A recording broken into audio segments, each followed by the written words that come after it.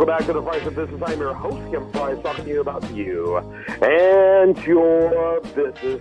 Talking to my good friend, the one and only Lee Kaplan. He is a phenomenal attorney here, and so delighted as always to have him as a contributor and on our program.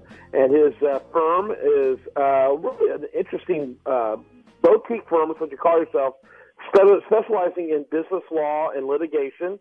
And tell us a little bit about the history of the firm. I like you on occasion, especially when I have you for a little longer, to go a little deeper on the firm itself. Spicer, Kaplan, and Selka, which is at skv.com. Tell us the story about it first, Lee. Thank you. We actually celebrated our 20th anniversary as a firm about 2.5 weeks ago. The three of us who originally founded the firm had been at large law firms where we were partners in the trial departments, and there were things about that practice that we thought we could do in a different way and enjoy more. Essentially, not have as many conflicts problems, maybe have more flexibility about the kinds of cases we took and the kinds of people and companies we represented. The larger firms more frequently represent Fortune 500 companies and are more frequently on the defense side just on an hourly basis. We thought we could represent a broader spectrum of people ranging from small business owners on up to Fortune 10 corporations, and we wanted the opportunity to try more cases if we could and take cases on bases that were not limited to just hourly work. That's what we did, and we have very slowly and carefully expanded. We now have 16 lawyers, and our practice includes a white-collar criminal practice. We had done some of that before, and we've added 2 friends recently who are just outstanding white-collar criminal defense lawyers. And, in fact, they're defending one of the people in the BP trial, one of the individuals who was on the rig. And that case may go to trial in the fall. Very good. Tell me about what's going on with that case, or can you? Well, there's not too much to say about it. The government picks and chooses its targets in a fairly unusual method. You frequently have lower-level people who are looking to make a name for themselves, and you also have superiors trying to send a message to people who they think will get a message from a certain trial.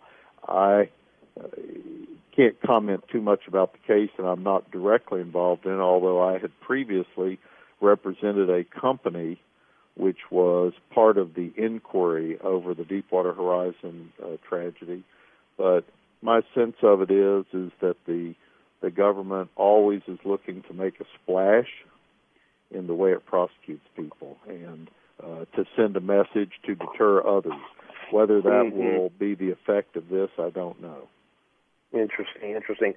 So lots of topics out there. A political topic is how Anise Parker, at least here in Houston, has found herself inserted in a national story. It'd be interesting to know how much traction her comments were nationwide. But she reacted to comments by former Mayor Giuliani of New York, in which he questioned the president's patriotism. I certainly would question the president's common sense and policy choices. But meanwhile, Anise Parker inserted herself in that same debate, coming out attacking the former mayor of New York. Your thoughts on the whole situation, Lee? Well, I guess I would start by saying that there's little question that President Obama's politics are different from former Mayor Giuliani's. I think Giuliani's comments were somewhat boneheaded. The truth is the president has a different view of America in the world and has a different view of what the policies that America follows internationally and domestically than do many Republicans. That's, to me, a long way from saying he doesn't love America. Now, frankly, when I listened to the tape, I think Giuliani was talking about what he regards as a sort of standard middle-class America that he thinks Obama doesn't love. But, this is just a boneheaded way to get into this. Now, let's face it, Giuliani is a guy who often speaks off the top of his head. This may have been one of those examples. But have you noticed how politicians never say, I misspoke or I was wrong? And frankly, I thought that was foolish. Now, as for Mayor Parker, what does she have to do getting involved in this discussion?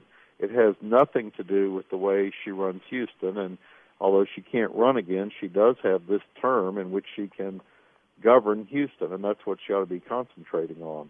I personally give some credence to the cynical view that she hopes to have another job after she's mayor, and that she's currying favor with people in the Democratic Party so that she's not forgotten since she's term limited and won't be running for mayor again. She's mentioned before she thinks she's qualified to have other jobs, and maybe she's hoping that somebody will take note of her and give her a job in the cabinet if a Democrat wins the presidency. Interesting. I don't know. I don't think that's very cynical. That seems pretty logical and almost frightfully obvious.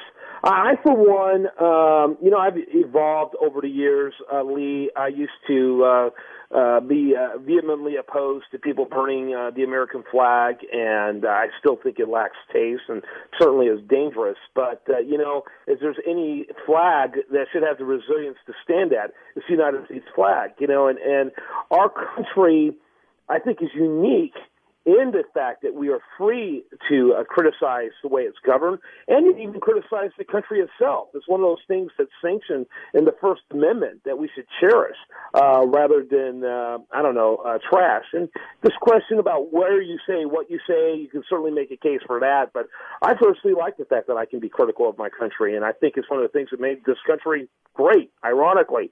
In fact, my big concern is how we're curtailing free speech everywhere. We're like the only country in the world that sanctioned hate speech. I think the First Amendment had room for that, and now we're somehow making that type of speech more dangerous than others.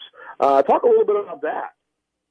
Well, actually, I think we do have the freedom to say boneheaded things in the United States, but people are criticized for them very quickly. Now, I think that we are returning to a style of politics that was more prevalent in the early 1800s and more vicious and virulent. I think the 20th century, until the last 10 years, had been marked in the United States by relatively civil discourse.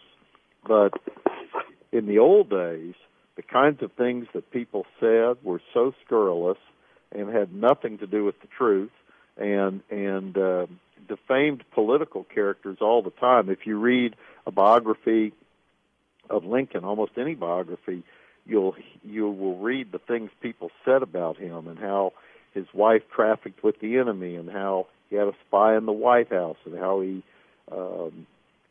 did all kinds of things that were corrupt.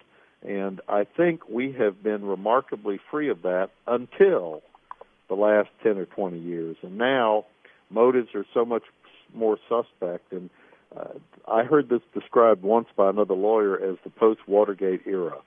With Watergate, which was an attack in people's faith, in sort of the ethics of government and those who are governing, people became much more cynical about our politicians.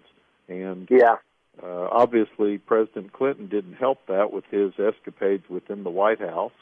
And the kind of things that are happening now as our politics gets more divisive and we have people literally acting unconstitutionally and extra-constitutionally, whether it's preventing things from coming to a vote, as Harry Reid did, and running the country without a budget year after year after year, or various executive action, or people just stymieing government for the sake of stymieing it. So I think that our faith in government is being eroded, and the fact that we have the right to exercise free speech doesn't necessarily mean we're exercising it wisely.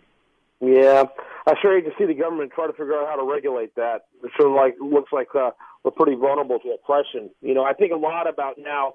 A couple of bakers around the country have been essentially forced to go out of business because of their view not wanting to make cakes for gay couples. I think that's right. Now I think that that's ridiculous, everything goes Lee viral, Kaplan. I think if they want to make cakes for a Nazi parade, they should have the right to do that too. nowadays, with everything going viral so quickly, people can organize boycotts of almost anybody for their views.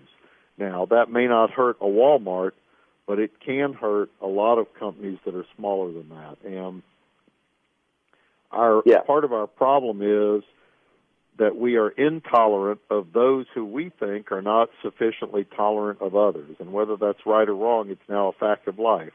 If there's a place that doesn't want to serve somebody, whether they're black or white or gay, they will be targeted for that. And so you have to have the courage of your convictions, because you're more likely to suffer for them now, right or wrong, because we are in such a wired age where everything is known by everybody.